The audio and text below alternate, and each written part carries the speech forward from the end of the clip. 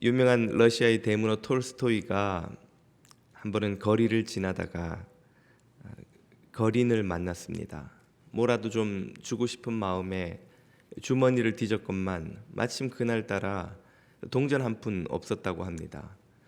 그는 미안한 마음에 그의 손을 꼭 잡고는 이렇게 말했습니다. 형제님, 정말 죄송합니다. 제가 뭐라도 좀 나눌까 싶어 주머니를 뒤졌는데 어떻게 오늘따라 제가 한 푼도 가진 것이 없습니다.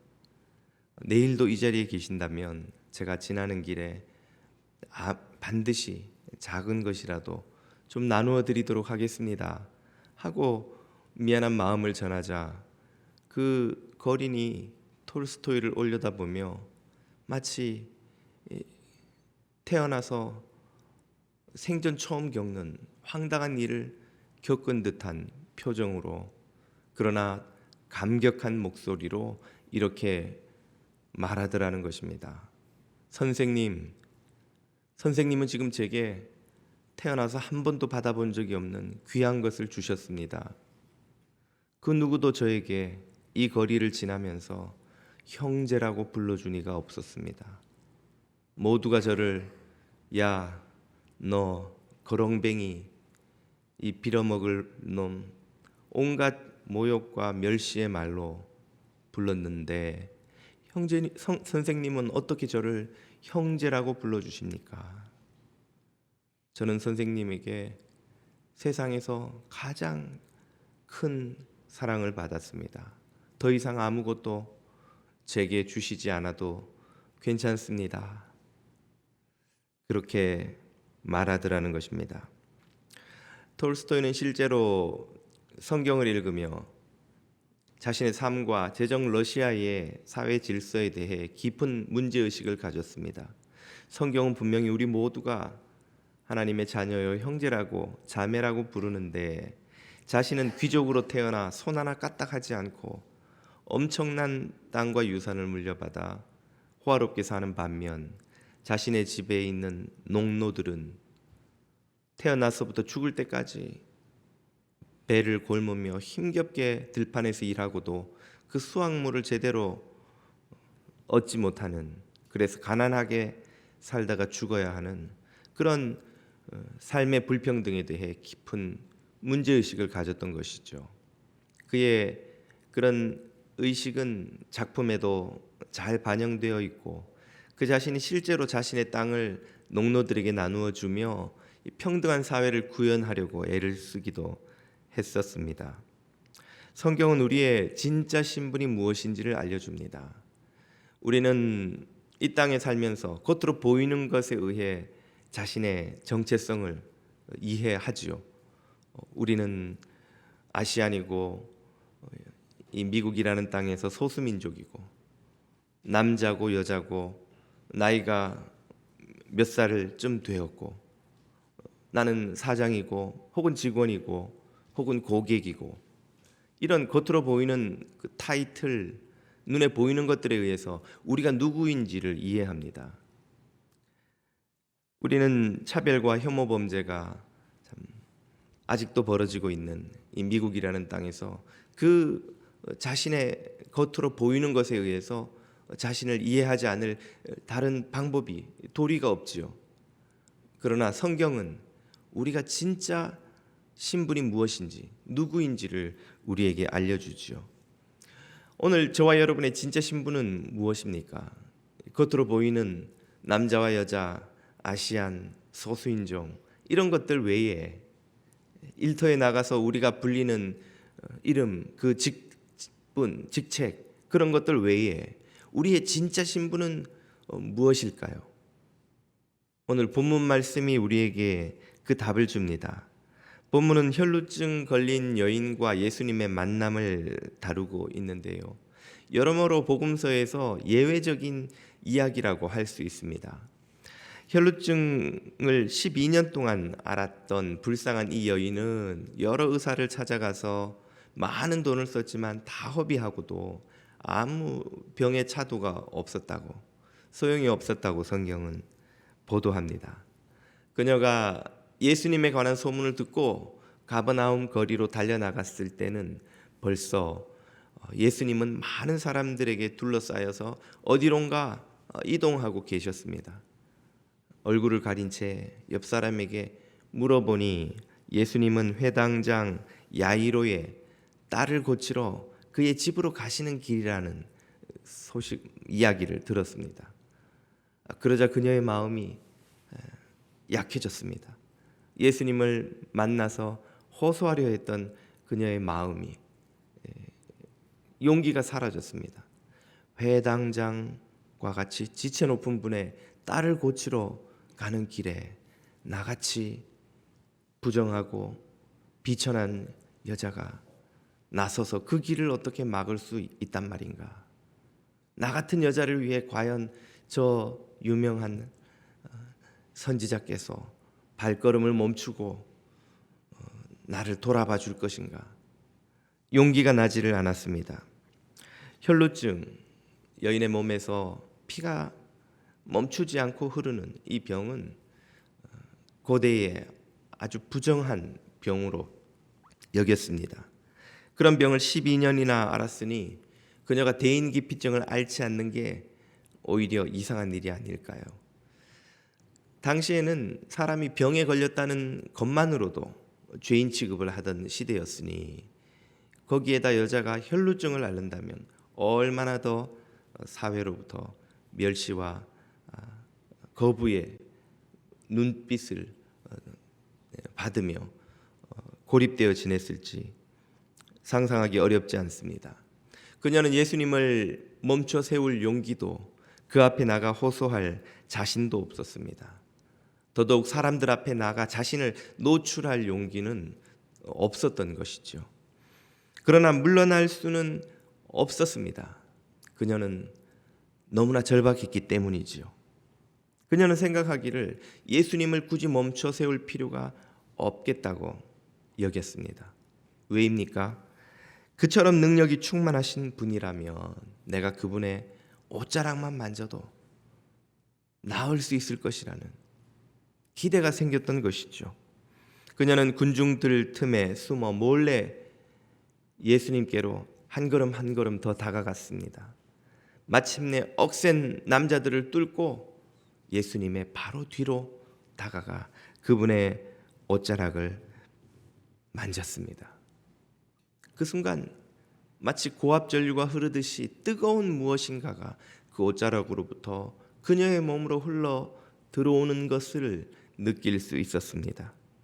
그 뜨거운 불은 그녀의 몸 안에 있던 모든 부정한 것을 말끔히 태워 없애버리는 듯 하였습니다. 그녀는 그 순간 자신의 병이 고침을 받았다는 것을, 병으로부터 자유를 얻었다는 것을 누가 말해주지 않아도 깨달을 수 있었습니다. 기쁨에 충만한 그녀는 속히 몸을 돌려 군중들 틈으로 숨었습니다. 오늘 본문이 예외적인 첫 번째 이유가 이것입니다. 복음서에서 예수님의 모든 치유 사건은 그 당신께서 모르시는 중에 일어난 경우가 없습니다. 모두 예수님이 치유하시려는 의지를 가지시고 치유의 능력을 행해 주심으로 그런 사건이 일어난 것이죠. 유독 오늘 이 본문만이 예수님 당신도 모른 채 치유의 기적이 일어난 사건입니다. 예수님도 왜 어떻게 어느 순간에 이 치유의 사건이 일어났는지를 처음에는 모르셨던 것이죠. 야이로처럼 그녀는 예수님 앞에 나가 엎드려 호소하지도 않았습니다. 예수님이 그녀의 머리에 손을 얹고 혹은 그녀를 바라보며 축복하시고 병이 낫기를 명하시거나 기도하신 적이 없었습니다. 그저 그녀가 옷자락만 만졌을 뿐인데 예수님도 모른 채 처음에는 그 치유 사건이 일어나고야만 것이죠. 어떻게 이런 일이 가능했을까요? 어떻게 예수님도 모른 채 예수님이 명하시지도 않았는데 치유 사건이 일어난 것입니까? 오늘 본문은 그 이유로 세 가지를 설명해 줍니다. 첫 번째는 예수님에게서 차고 흘러 넘쳐나는 하나님의 능력 때문입니다. 마치 고압전류가 흐르듯이 고압 전류가 흐르는 전선은 어느 끝을 만지더라도 이 차고 넘치는 그 고압 전류를 피할 방법이 없듯이 예수님 안에서 하나님의 능력이 차고 흘러 넘쳐났기 때문에 그 옷자락 끝만 스치듯 만져도 그 하나님의 능력을 피할 재간이 없었던 것이죠. 구약은 옷자락을 하나님의 영광을 상징하기 위해 사용합니다. 대표적인 예가 이사야서 6장인데요. 1절은 이렇게 말하죠. 우시야 왕의 죽던 해에 내가 본즉 주께서 높이 들린 보좌에 앉으셨는데 그 옷자락은 성전에 가득하였고, 성전에 가득한 하나님의 영광을 묘사하기 위해 옷자락이라는 표현을 썼습니다. 3절 서로 불러 이르되 거룩하다 거룩하다 거룩하다 만군의 여호와여 그 영광이 온 땅에 충만하도다. 하나님의 영광이 충만하다는 것을 묘사하기 위해 옷자락이 가득했다, 옷자락이 닿지 않는 곳이 없었다 하는 표현을 썼던 것이죠. 옷자락은 하나님의 영광, 그분의 압도적인 능력을 묘사합니다.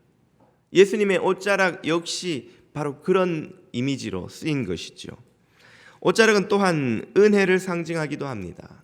룻기를 보면 보아스에게 기업 물을 자의 서열에 있는 그 보아스에게 룻이 은혜를 구하며 이런 표현을 쓰지요. 룻기 3장 9절입니다. 대답하되 나는 당신의 시녀 룻이오니 당신의 옷자락으로 시녀를 덮으소서. 당신은 우리 기업을 물을 자가 됨이니이다. 기업이란 자신 룻과 시어머니 나오미의 몰락한 집안을 다시 일으켜 세워줄 친척으로서의 의무, 율법이 규정하고 있는 그 의무를 보아스가 지고 있다는 것이죠.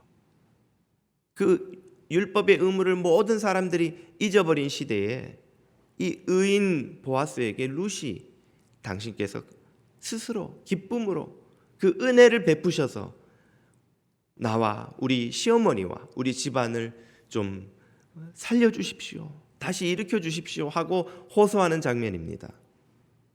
이때 은혜를 베풀어 주옵소서 하는 표현으로 그 옷자락을 덮어 주옵소서 하는 비유를 쓰고 있죠. 이처럼 옷자락은 하나님의 영광을 상징하기도 하고 은혜를 상징하기도 합니다. 그래서 복음서는 예수님을 통해, 예수님의 옷자락을 통해 그 예수님 안에서 역사하시는 하나님의 영광과 능력과 은혜가 사람들에게 흘러갔다고 설명합니다. 실제로 복음서 여러 다른 곳에서도 이런 사건이 일어났다는 사실을 마태복음 14장에 이렇게 설명하죠. 사람들이 다만 예수의 옷자락에라도 손을 대게 하시기를 간구하니 손을 대는 자는 다 나음을 얻으니라. 아멘. 옷자락만 만지고도 치유받은 사건이 이 여인에게서만 일어난 일이 아니라는 사실을 복음서는 알려주시죠.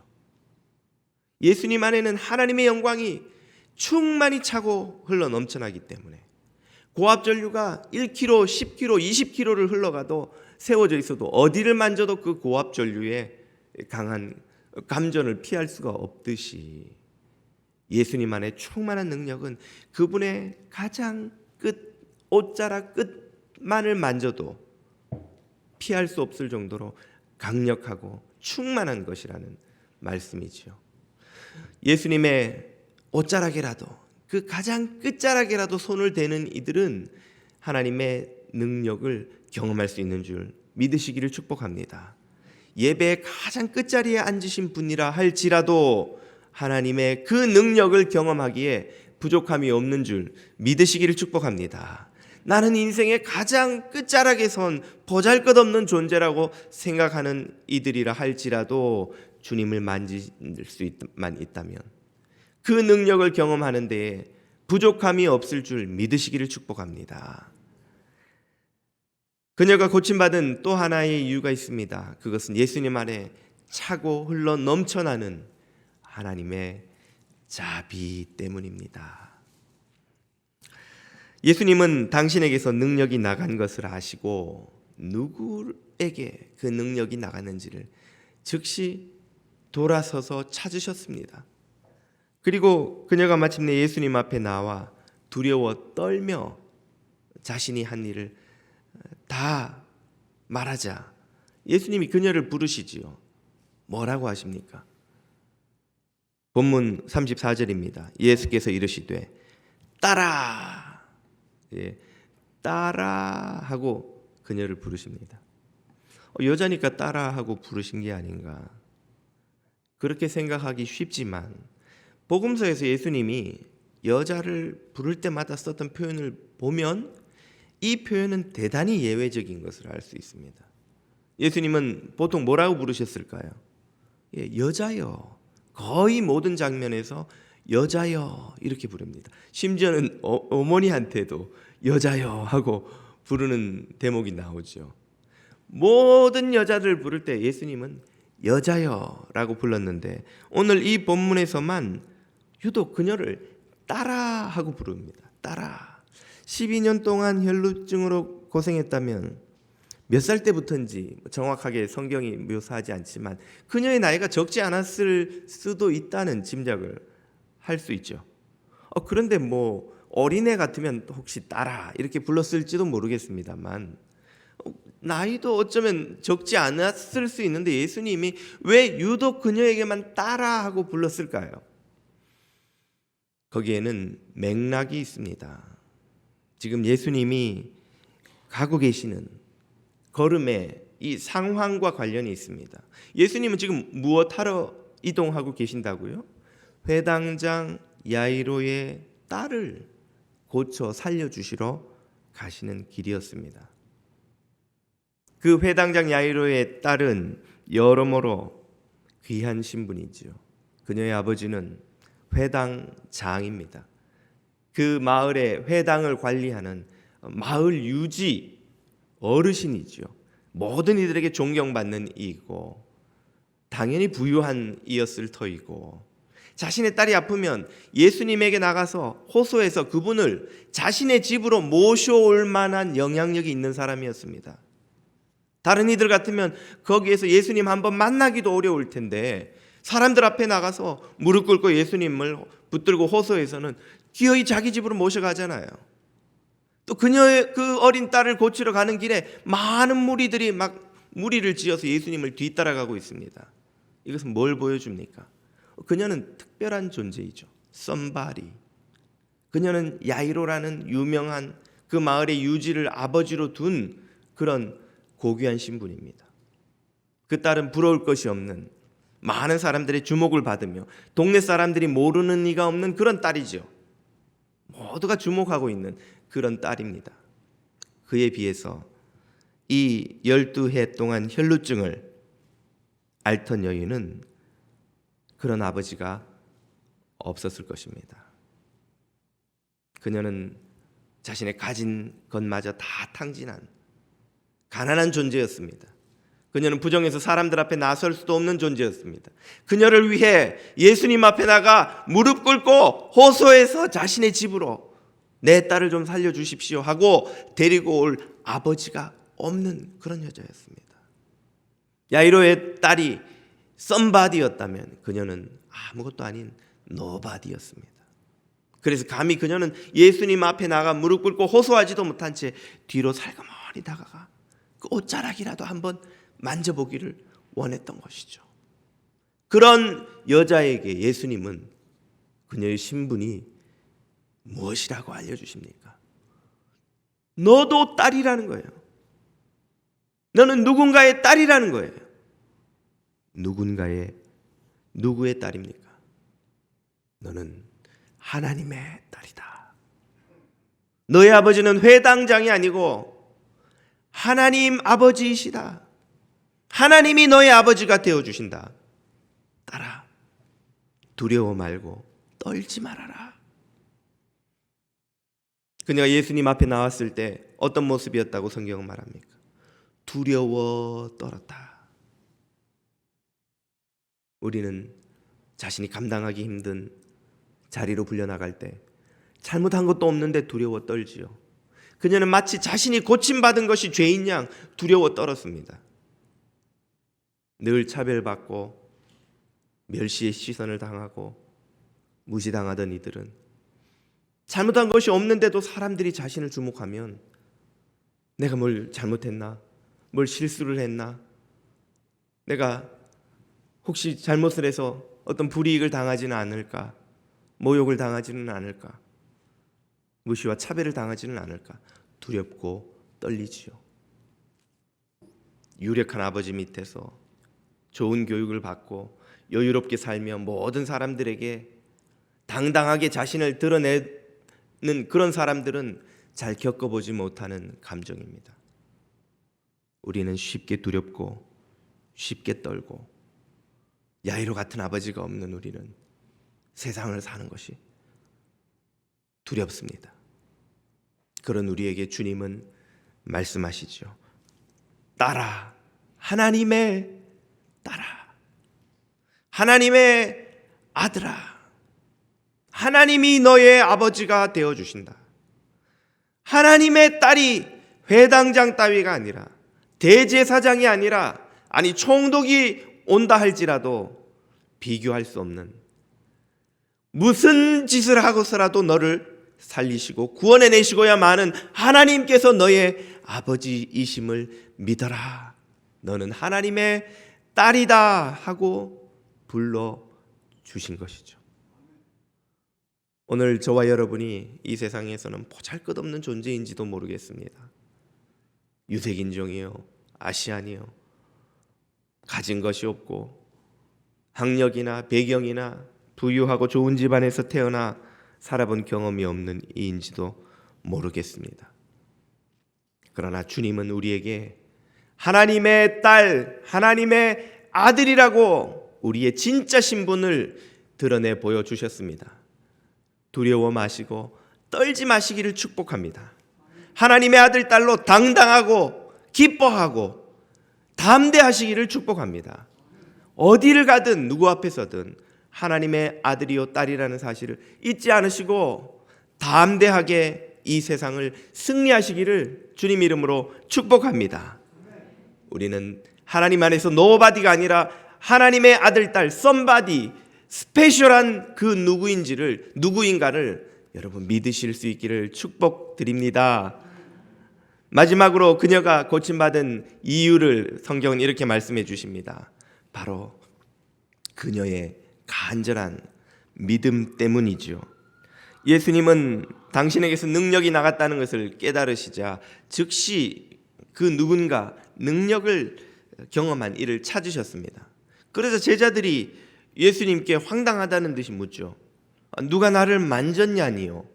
지금 모든 사람들이 예수님을 떠밀어 지금 야이로의 집으로 가느라고 막 떠밀고 있지 않습니까? 예수님을 만진 사람이 한둘입니까? 지금 모두가 만지고 있는데요. 그런 뜻이죠. 그에 대한 예수님의 반응은 누가가 마가보다 더 생생하게 설명해 줍니다. 누가복음 8장 45절 병행 구절을 보면 이렇게 나오죠. 베드로가 이르되 주여 무리가 밀려들어 미나이다. 모든 사람이 지금 밀고 있는데 누가 만져요? 다 만졌죠. 여기 있는 사람들 다 지금 예수님 한번 만지겠다고 막 밀고 있잖아요. 그러자 예수님이 답하시죠. 예수께서 이르시되 아니다. 내게 손을 댄 자가 있도다. 다 손을 댔다니까요. 아니 그냥 손을 댄 자들 말고 아무 의미 없이 그냥 나를 밀어붙인 자들 말고 믿음 없이 호기심에 자기 욕심에 그냥 한번 뭔가 좋은 일이 있을까 싶어서 그렇게 나를 만져보는 이들 말고 간절한 믿음을 가지고 나를 만진 자가 있다. 어떻게 아느냐고? 내게서 능력이 나간 것을 내가 지금 깨달았기 때문에. 그런 믿음이 없이는 내 능력을 경험할 수 없는데 누군가가 그런 믿음을 가지고 나를 만졌다. 나는 그 믿음을 가진 사람을 찾아야 한다 하시는 말씀이지요. 마침내 그녀가 자신이 숨길 수 없다는 걸 깨닫고 주님 앞에 나와 엎드려 모든 상황을 다 설명하자 예수님이 뭐라고 말씀해 주십니까? 34절 예수께서 이르시되 딸아 내 믿음이 너를 구원하였으니 평안히 가라 내 병에서 놓여 건강할지어다. 아멘. 딸아 내 믿음이. 수많은 사람이 지금 나를 만졌지만, 수많은 사람이 나를 떠밀며 내 등을 밀고 있지만 그들은 이런 능력을, 이런 구원을, 이런 평안을, 이런 치유를 경험하지 못하였다.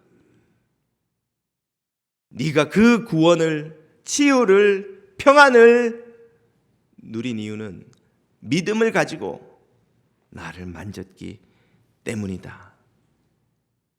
이 믿음이 그녀가 구원을 경험한, 평안을 얻은, 치유를 경험한 세 번째 이유입니다. 오늘 이 주일 아침에 전 세계에서 자신을 기독교인이라고 여기는 25억이 넘는 이들이 예배를 드리고 있습니다. 시차가 있으니 조금 먼저 드리기도 하고 나중에 드리기도 하고, 그러나 어쨌든 기독교인이라고 불리는 이들은 모두 예배를 드리고 있죠. 그러나 그 25억이 모두 하나님의 구원과 평안과 치유를 경험하는 것은 아닙니다. 똑같이 예배 자리에 나와 있는데 왜 어떤 이들은 은혜를 경험하고 능력을 경험하고 구원과 치유와 평안을 경험하는데 어떤 이들은 아무 마음에 변화도 없이, 아무 치유도 없이, 아무 은혜도 없이, 아무 감사도 없이 그저 출석부에 도장 찍듯이 자리만 찍고 돌아가는 것일까요? 예수님을 만진 이 무리들과 똑같은 이유입니다. 예수님을 만진 것이 아니라 믿음으로 그분의 옷자락을 만질 수 있어야만이 주님이 주시는 이 능력과 은혜를, 구원과 평안과 치유를 경험할 수 있는 줄 믿으시기를 축복합니다. 이 믿음을 주님은 찾고 계시는 거예요. 돌아서서 누가 나를 만졌느냐, 그 믿음을 가지고 당신을 만진 그들을 주님은 찾고 계시는 거예요. 참된 믿음을 가지고 주님을 예배하는 예배자, 참된 믿음을 가지고 주님께 기도하는 기도자, 참된 믿음을 가지고 주님을 섬기는 봉사자들을 주님은 지금도, 오늘도, 이 시대에도 여전히 찾고 계십니다. 저와 여러분이 주님에게 발견되는 그런 자녀들이 되기를 축복합니다. 그냥 둘러서서 무슨 일이 벌어진 거야, 어리둥절하고 무슨 일인지는 모른 채 그냥 몰려갔다가 흩어지는 무리들이 아니라 말이죠. 거기 있었던 많은 무리들은 지금 예수님과 이 여자 사이에서 무슨 일이 벌어지고 있는지를 모르는 거예요. 이 여자는 왜 여기 나와서 엎드려서 이렇게 떨고 있는지, 예수님이 이 여자를 언제 봤다고 평안히 가라, 나았다, 무슨 일이 벌어진지도 모른 채 지금 많은 무리들이 그냥 우르르 달려갔다가 야, 오늘 내가 재밌는 거 봤어. 예수라는 그 젊은 랍비가 회당장 야이로의 집으로 가서 사람을 살리고 막 하더라니까. 이제 돌아와서 자기의 무용담을 이야기하겠죠. 그러나 그들은 하나님의 능력과 은혜가 무엇인지 알지도 경험하지도 못한 무리들 뿐이지요. 와, 오늘 교회 갔더니 목사 가서 설교를 5분이나 짧게 했어. 야, 오늘 땡 잡았어.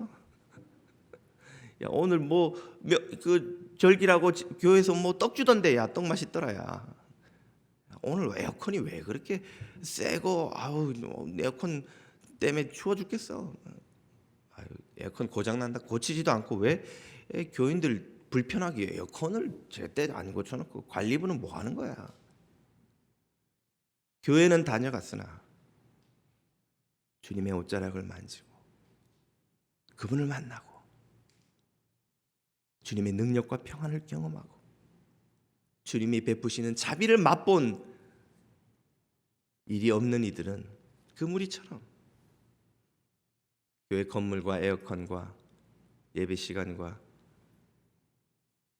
반주 틀린 것과, 오늘 반주 틀린 적은 없습니다만은 안내 주보가 빨리 안 돌아가는 것, 이런 것만 보다가 그냥 돌아가는 거예요. 주님을 만나지 못하고 주님의 옷자락을 만지지 못하고. 교회 오는 이유가 무엇입니까, 여러분? 잘생긴 목사 얼굴 한번 더 보려고 오셨어요? 그러시면 제가 사진을 오늘 나가는 길에 나눠드리겠습니다. 목사가 아무리 잘생겨도 목사를 보러 교회 오는 건 아니잖아요. 이 반응은 뭡니까? 주님을 보고 돌아가지 못하는 예배자들, 얼마나 불행한 이들인지요. 우리 뉴저지 장로교회 모든 교우들은 한 분도 남김없이 예수님의 옷자락을 만지고 돌아가는 예배 되시기를 축복합니다. 예수님을 만나야 되는 거예요. 예수님을 만나야. 누가 나한테 웃어줬나? 누가 나한테 섭섭하게 했나? 그런 것이 아니라 예수님을 만나고 돌아가야 되는 거예요. 예수님을. 마침내 그녀는 병에서 자유를 얻었습니다. 그녀를 부정하게 했던 병이 완전히 떠나갔습니다. 해방되었습니다. 그녀의 몸에서 나온 피는 그녀를 부정하게 만들었지만 예수님의 상처에서 나온 보혈은 그녀를 정결하게 만들었습니다. 오늘 우리에게 있는 모든 부정을 예수 그리스도의 보혈이 정결케 하시는 줄 믿으시기를 축복합니다. 회당장 같은 세상의 아버지가 그녀에게는 없었으나 전능하신 하늘의 하나님 아버지가 그녀에게 생겼습니다. 그녀는 더 이상 사람들 틈에 숨지 않아도 되었습니다. 두려워 떨지 않아도 되었습니다. 그녀는 하늘로부터 오는 평안과 구원을 얻었습니다. 무엇이 우리에게 필요합니까? 주님은 무한한 능력과 자비로 우리들을 찾아오셨습니다. 그분의 옷자락을 만지는 간절한 믿음이 우리에게 필요합니다. 우리에게 겨자씨만한 믿음이라도 있다면 주님의 옷자락만 만지는 것으로도 충분합니다. 오늘 나는 당당히 예배할 자격이 없고 주님 앞에 나설 용기가 없고 부정하고 무기력하고 보잘것없고 주님을 볼 염치가 없다고 스스로 여기시는 분들이 있다면 그 누구라도 이 여인처럼 겨자씨만한 믿음을 붙들고 주님의 옷자락만 만지면 그 구원을 경험할 수 있습니다. 이제 예수님 곁으로 가만히 다가가 옷자락이라도 살며시 만지시기를 바랍니다. 미소 가득히 여러분을 돌아보시는 주님과 마주하시게 될 줄로 믿습니다. 기도드리겠습니다.